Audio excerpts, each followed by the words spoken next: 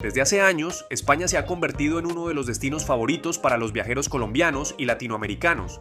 Ya sea por turismo, estudios, trabajo o para reencontrarse con familiares, la idea de recorrer Madrid, Barcelona, Sevilla o Valencia es un anhelo compartido por miles. ¿Cuáles son los requisitos para viajar a España y cómo evitar problemas en migración?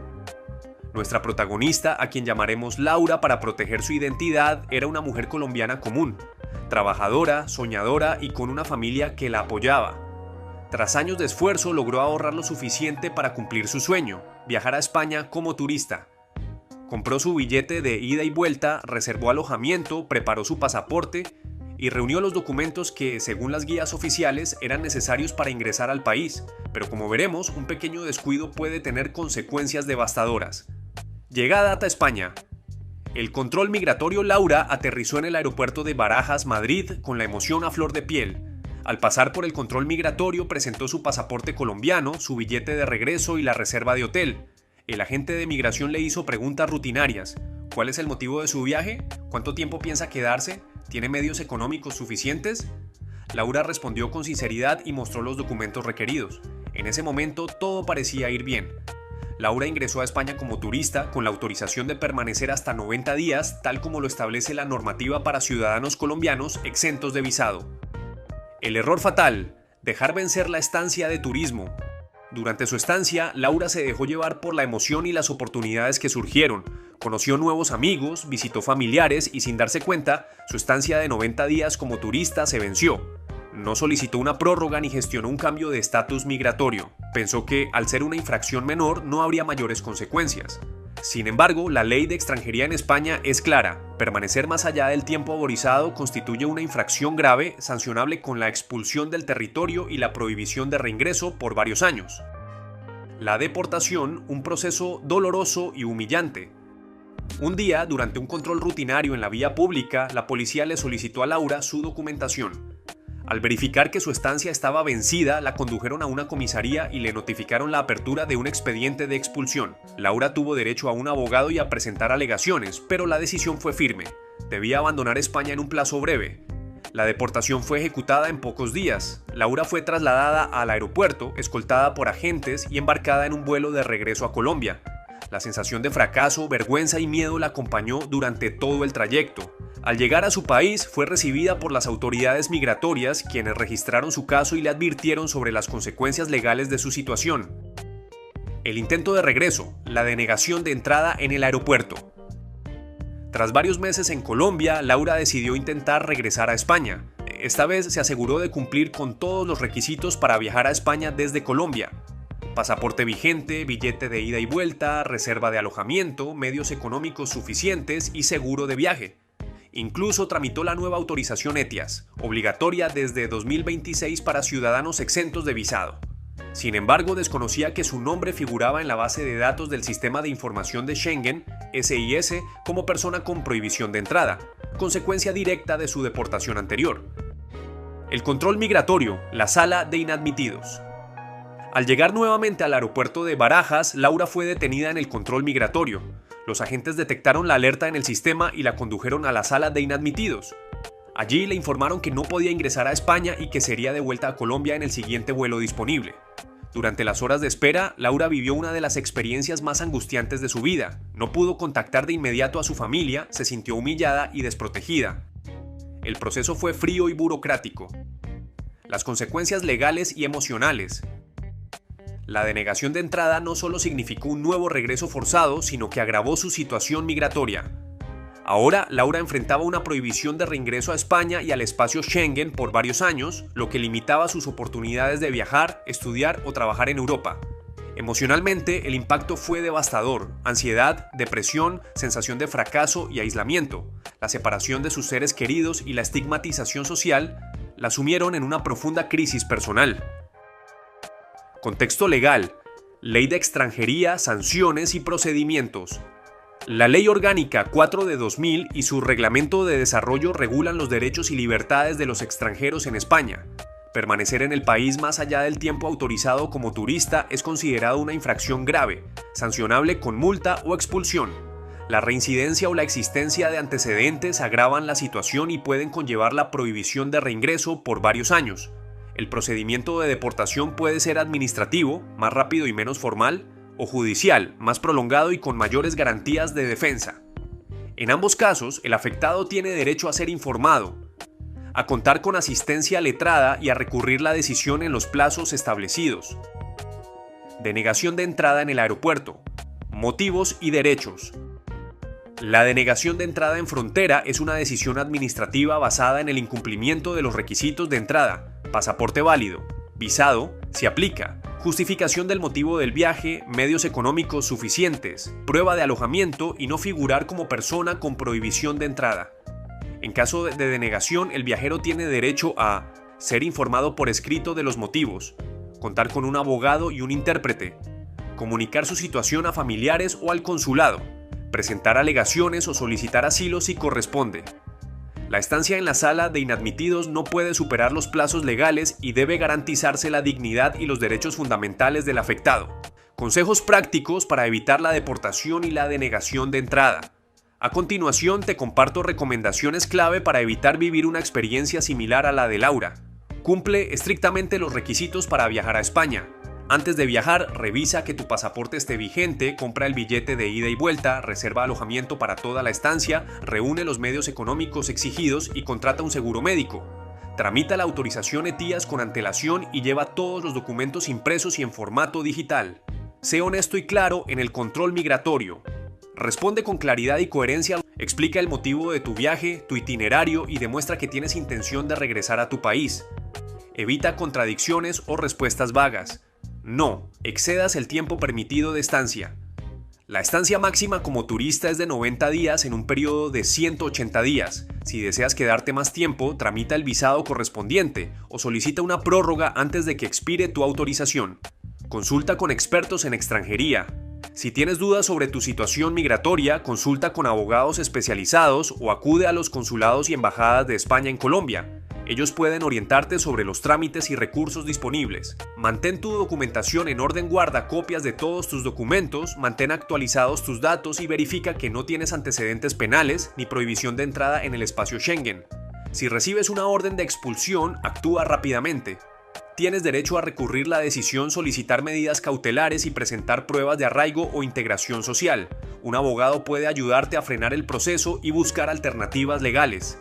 No intentes reingresar si tienes prohibición de entrada. Si has sido deportado o tienes una prohibición de entrada vigente, no intentes regresar a España hasta que expire el plazo o logres levantar la sanción. De lo contrario, podrías enfrentar sanciones más graves. ¿Te ha pasado algo similar? La enfermera peruana deportada sin explicación. Mónica Quispe Huanca tenía 38 años, 2 hijos, Sebastián de 2 y Lucía de 9. Una madre que los cuidaba cuando ella hacía turnos de noche y exactamente 14 años de servicio en el Hospital Nacional Arzobispo Loaiza de Lima. Era enfermera de UCI. Sabía intubar, sabía calcular dosis de miligramos, sabía hablar con familiares que lloraban en los pasillos a las 3 de la mañana, y lo que no sabía era que el sistema migratorio europeo funcionaba de una forma que no se parecía nada al que ella ya había conocido. El viaje lo había planeado durante 2 años. No era un lujo, era una promesa que se había hecho a sí misma después de la pandemia, cuando trabajó 18 meses seguidos sin ningún descanso real, viendo morir a gente que no debería haber muerto, regresando a casa con la ropa en una bolsa de plástico para no contaminar a sus hijos. Cuando todo terminó, o casi terminó, se sentó en la cocina una noche y dijo en voz alta: "Me voy a Europa". Sus hijos la miraron. Eligió Portugal porque le parecía más accesible, el idioma era parecido, tenía una amiga Portugal que llevaba 3 años viviendo allí, y los vuelos desde Lima eran más baratos que a otros destinos. Iba a quedarse 16 días, visitar Lisboa, ir a Sintra y quizás bajar al Algarve, volver el 28 de agosto con fotos y una vida que contar.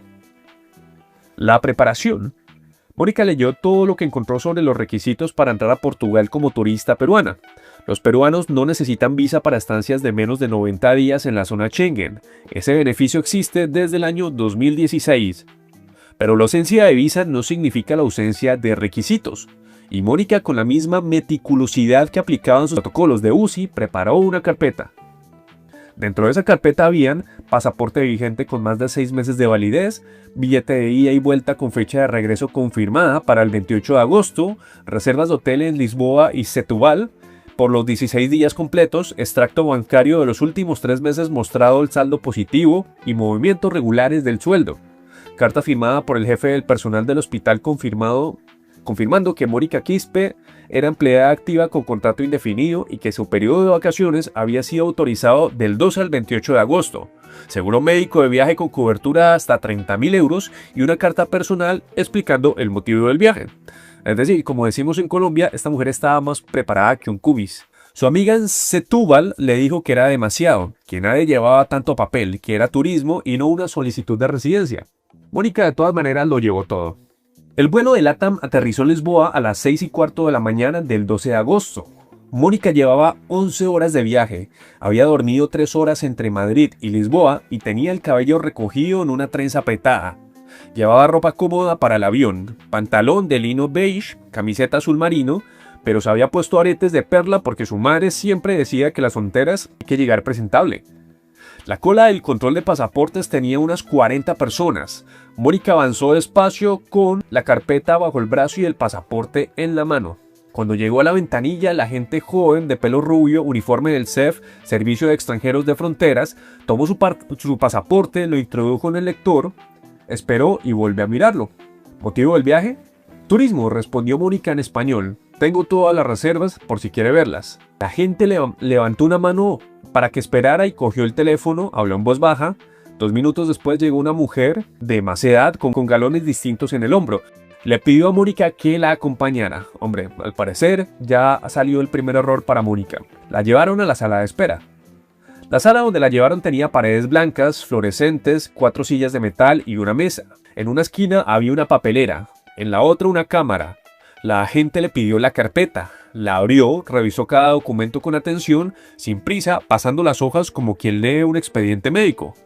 Mónica observó su cara buscando alguna señal, pero no encontró ninguna. La agente salió sin decir nada. Volvió con un colega, hablaron entre ellos en portugués demasiado rápido para que Mónica pudiera seguir el hilo. Luego la agente se sentó frente a ella y empezó a hacerle preguntas. ¿Tenía familia en Portugal? No. ¿Conocía a alguien en Portugal? Una amiga de Setúbal. ¿Y esa amiga era residente legal? Sí, tenía residencia. ¿Cuánto tiempo llevaba viviendo allá? 3 años. Ah, ok. ¿Había visitado Europa antes? No, esta es la primera vez. Mónica respondió todas y cada una de las preguntas con total calma. Era enfermera de UCI y estaba acostumbrada a mantener la calma en situaciones que se salieran de control. Lo que Mónica no podía ver en la pantalla del ordenador que la gente tenía abierta. El sistema migratorio europeo utiliza algoritmos de valoración de riesgo que cruzan múltiples variables, como por ejemplo el país de origen, historial de viajes previos, ingresos declarados en relación al coste del viaje, vínculos familiares o laborales en el país de destino y otros factores no públicos. Una mujer peruana sin viajes previos a Europa y con una amiga residente en el país de destino viajando sola era una combinación que el sistema marcaba como perfil de riesgo elevado de permanencia irregular. Ningún documento cambiaba eso, el sistema no leía documentos, leía variables. La gente le informó con tono profesional y sin levantar la voz que su entrada a Portugal había sido denegada. Le explicó que tenía derecho a ser asistida por un intérprete y a contactar con el consulado peruano. Le dijo que sería conducida a una sala de espera hasta que tuviera un vuelo disponible de regreso a Lima. Mónica escuchó todo eso y luego dijo en voz muy tranquila: ¿pero cuál es el motivo específico? La gente le respondió: riesgo de permanencia irregular. ¿Qué significa eso exactamente? Que existe probabilidad de que no regrese a su país en la fecha indicada, le respondió la señorita. ¿Y en qué se basan para decir eso?, volvió a decir esta mujer. La gente no respondió esa pregunta, le devolvió la carpeta completa con todos sus documentos intactos y le dijo que la esperaban en la sala contigua.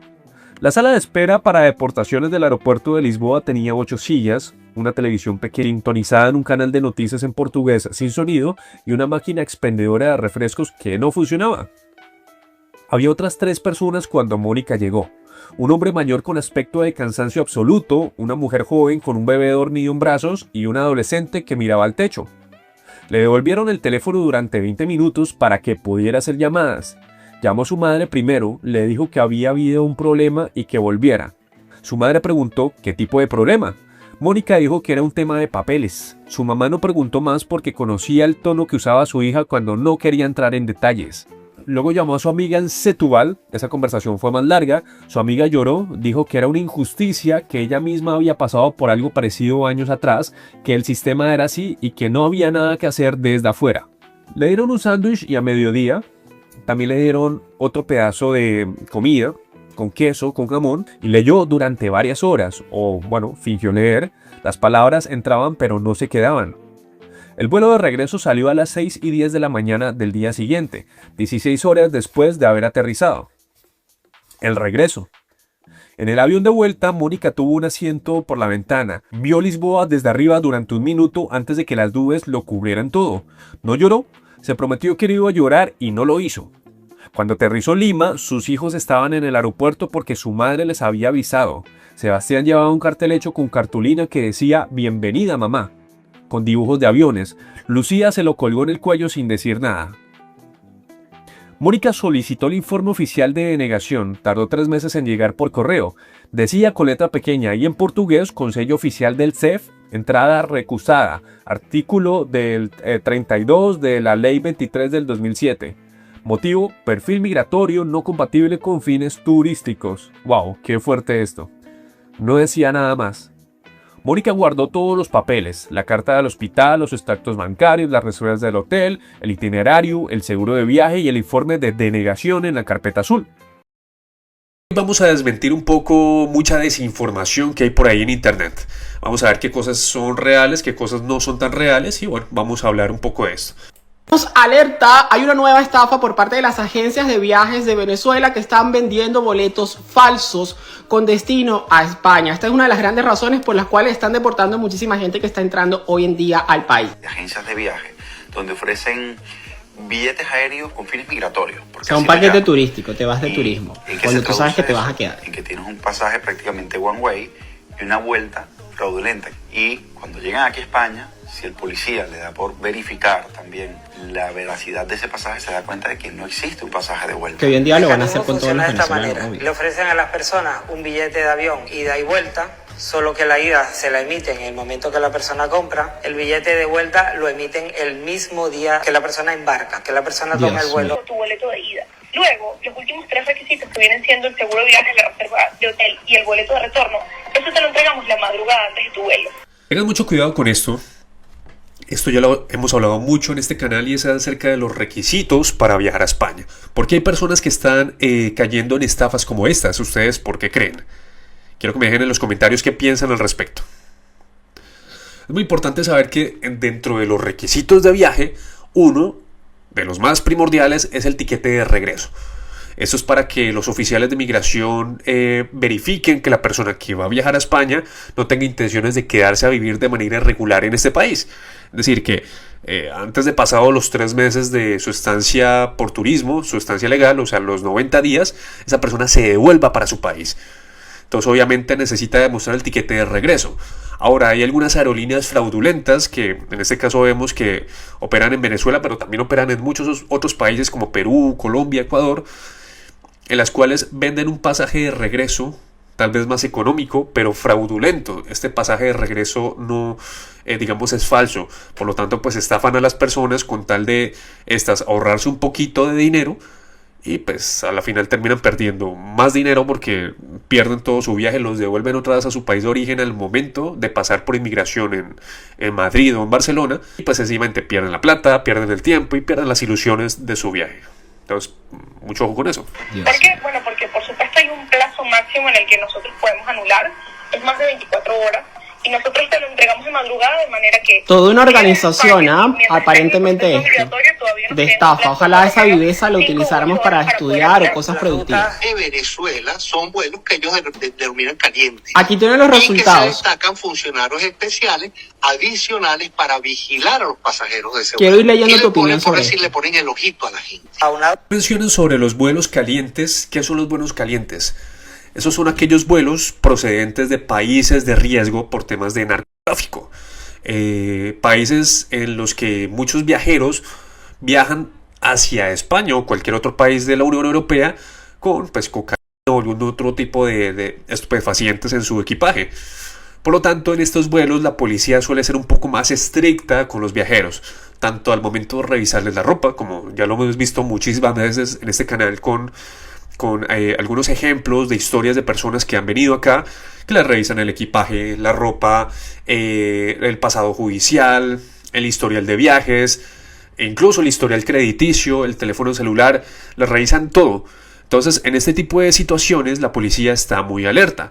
Por ejemplo, pues en estos momentos para nadie es un secreto que la situación de Venezuela en materia diplomática a nivel internacional es un poquito complicada por este tema de la política y de Maduro y todas las relaciones que tienen con Estados Unidos. En Venezuela, pues la policía de otros países suele ser un poquito más estricta al momento de revisar sus documentos cuando tratan de ingresar a otro país, en especial a la Unión Europea, que tiene unos estándares de filtros para dejar a la gente un poquito más complicados.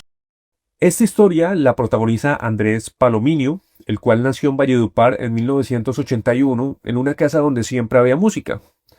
Su padre era tamborero, según cuenta él mismo, en una agrupación de cumbia vallenata, y su madre cocinaba con la radio encendida desde que amanecía. A los 8 años Andrés ya tocaba las maracas con una precisión que asombraba a los vecinos. A los 15 su padre le regaló un par tallado a mano de madera de totumo con semillas de capacho adentro, pesadas y perfectas. Estas maracas nunca habían salido de Colombia, hasta el día del viaje. Mucha atención con esto, porque a este viajero le pasó un error que probablemente te puede pasar a ti si no estás atento a estas recomendaciones. Andrés tenía 38 años cuando el grupo con el que llevaba una década tocando, que se llamaba Raíces del Caribe, y dentro del cual habían 6 músicos, un director de escena y una manager que gestionaba todo desde su teléfono móvil con la pantalla rajada, recibió la invitación para participar en el Festival de Música del Mundo de Frankfurt. 3 semanas de gira, eran Alemania, Austria, un par de fechas en Suiza y algunos otros países por ahí. El grupo había actuado en Ecuador, en México y una que otra vez en Miami, pero en Europa era otra cosa. Europa era el sueño que ninguno de ellos se había atrevido a nombrar en voz alta hasta que el correo de confirmación llegó. Es decir, era la primera vez que ellos viajaban a Europa. La noche antes de viajar, la abuela de Andrés, doña Carmen, lo llamó a la cocina. Tenía 81 años y se movía despacio, pero cocinaba rápido. Le puso en la mano una bolsita de cierre hermético, pequeña, con un polvo de color verde pálido. «Esto es para que no me extrañes», le dijo. «Harinas de con eso te hago el pan de los domingos. Allá búscate una cocina y te lo preparas tú solo, no es difícil». Andrés la abrazó, metió la bolsita entre los calcetines sin pensarlo 2 veces. La de harina era tan cotidiana en su casa como la sal, así que él, pues obviamente no vio ningún problema en esto. Una vez llegado al aeropuerto de Frankfurt Rhein-Main, que es el aeropuerto más grande de Alemania y el tercero más transitado de Europa, más de 60 millones de pasajeros, un laberinto de terminales, pasillos, señales en 4 idiomas y agentes de aduana que han visto de todo o casi todo. Andrés llegó con el resto de la banda después de un vuelo de 12 horas con escala en Madrid. Estaba cansado, tenía el cuello rígido de dormir en posición incómoda y le emocionaba ver los letreros en alemán, aunque no entendiera ninguno. Hizo la cola de equipaje, sacó su maleta negra mediana con una cinta naranja para identificarla, es decir, pues nada fuera de lo común.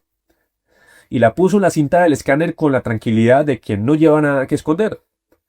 La cinta se detuvo. Un agente del Zoll, del servicio de aduanas alemán, se acercó al monitor, frunció el ceño y llamó a un colega. Hablaron en alemán, miraron una pantalla y uno de ellos se acercó a Andrés y le preguntó en inglés si podía abrir la maleta. «Of course», dijo Andrés, que no tenía nada que ocultar. El agente sacó la ropa con cuidado, doblando cada prenda y colocándola al lado. Sacó los zapatos de baile y los envolvió de nuevo en su bolsa. Sacó las maracas del padre y las inspeccionó con respeto, dándoles vueltas, y luego del fondo, entre 2 calcetines enrollados, sacó la bolsita de cierre hermético con el polvo verde pálido. La sostuvo en el aire, la miró. Miró a Andrés. Uno de los agentes le preguntó: «¿Qué es esto?». Andrés lo explicó de inmediato en español porque en inglés no le alcanzaba para explicar algo tan específico. «Harina de coca». ¿Se creen ustedes qué pasó con esto? Un producto de su abuela para hacer pan, un alimento, no una droga. El agente no hablaba español, llamó por radio, en 2 minutos había 4 personas alrededor de Andrés. Vamos a ver qué pasó en la sala de retención. ¿Ustedes qué creen que fue lo que pasó con este sujeto? Déjenos saber en los comentarios, dejen ahí su opinión. Vamos a ver qué fue lo que siguió con esta historia. La sala donde lo llevaron no tenía ventanas. Tenía 4 sillas de plástico azul, una mesa metálica, una cámara en la esquina superior derecha y una puerta con cerradura electrónica. Le pidieron que se sentara, le preguntaron si quería agua y dijo que sí. Le trajeron una botella pequeña sin marca.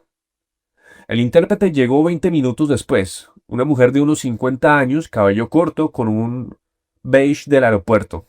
Habló con Andrés en un español neutro y profesional. Él explicó de nuevo con más calma lo de la harina y ella tradujo. Los agentes simplemente escucharon. Pílase con esto porque el problema era técnico. La harina de coca producida a partir de hojas de coca secadas y molidas sin extracción de alcaloides tiene trazas naturales de cocaína en cantidades mínimas, entre 0,5 y 1 miligramo por gramo, según el proceso de producción. Los kits de prueba de campo que usa la aduana alemana detectan la presencia de alcaloides del grupo de la cocaína, no su concentración. El test preliminar dio positivo débil. Eso era suficiente para iniciar el protocolo. A Andrés le tomaron las huellas, le fotografiaron, le explicaron a través de los intérpretes que estaba retenido de forma preventiva mientras el laboratorio realizaba el análisis electroscópico. No estaba detenido formalmente, le aclararon.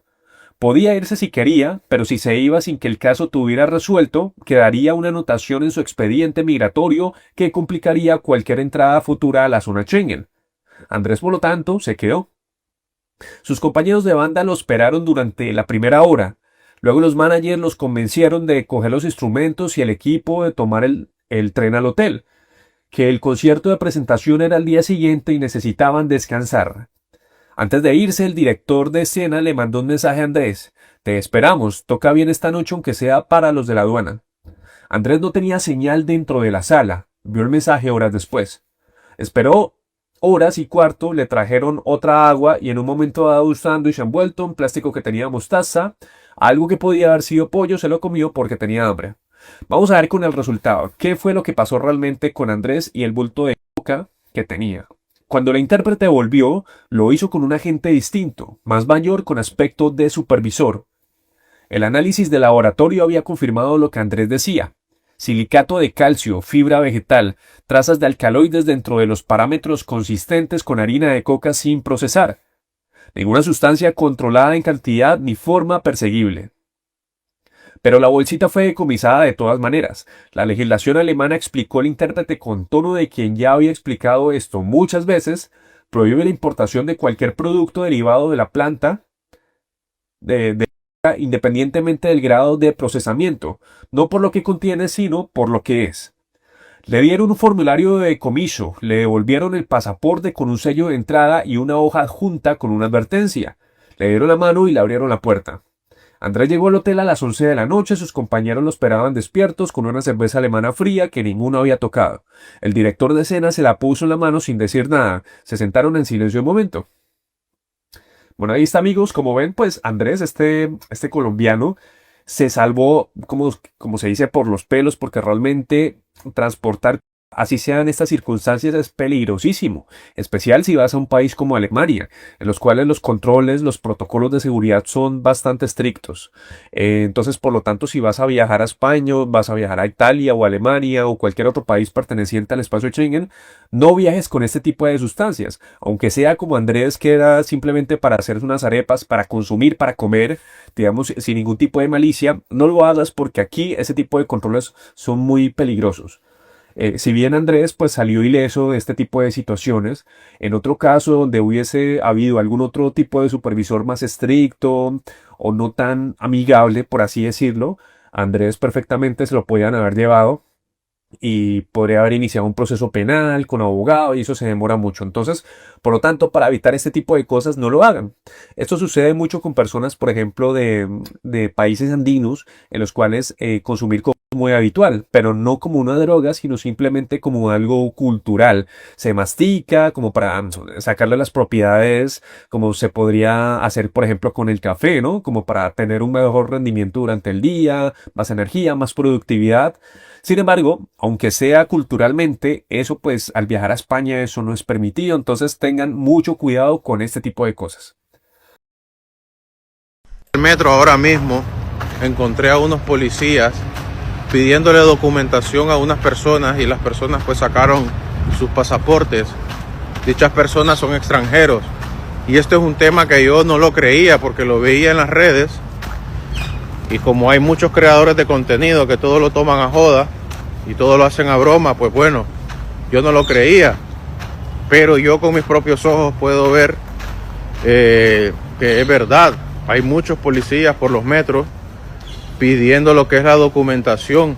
Y si alguien me puede iluminar cómo está este tema con respecto a la deportación de aquí de España, que están supuestamente poniéndole carta de expulsión a las personas que no tengan su documentación requerida y sus papeles en regla aquí en este país. Comenten, porque yo no estoy muy enterado con respecto a este tema y así pues iluminamos un poco a las demás personas. Pero sí me pareció muy extraño ver a tanto policía pidiendo documentación, y es algo que yo no lo creía que estuviese pasando aquí. En el metro, él estaba ahí y la policía empezó a pedir la documentación de las personas que estaban ahí. Esto se presta mucho a debates porque hay algunas personas que indican que en España se le pide la documentación a las personas por la calle. ¿Realmente esto es así o no es así? Mucha gente se pregunta esto.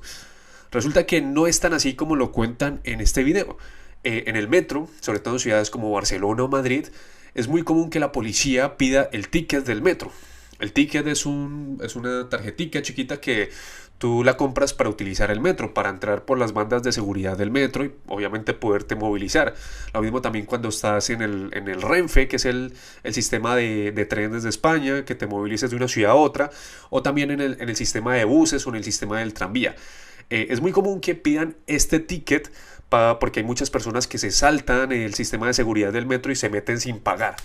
Entonces, obviamente, si una persona se mete sin pagar, al momento que la policía o los vigilantes del metro les piden el ticket y no lo tienen, pues les pueden meter una multa. La multa, si no estoy mal, creo que es como de 100 euros.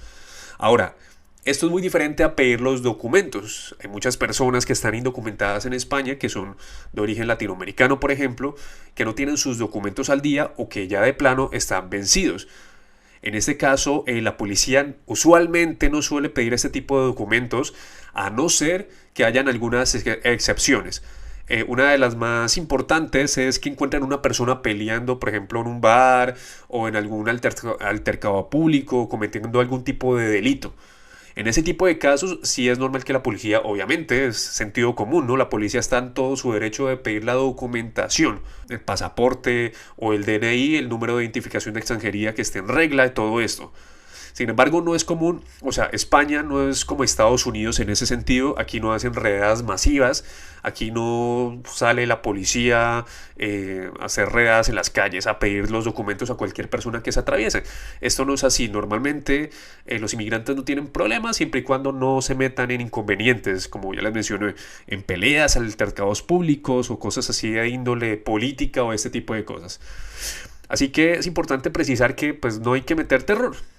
No hay que, para las personas que de pronto están en España o en cualquier otro país de Europa, bueno, cada país es diferente, pero sobre todo España maneja las cosas un poco más laxas que otros países, sobre todo que Estados Unidos.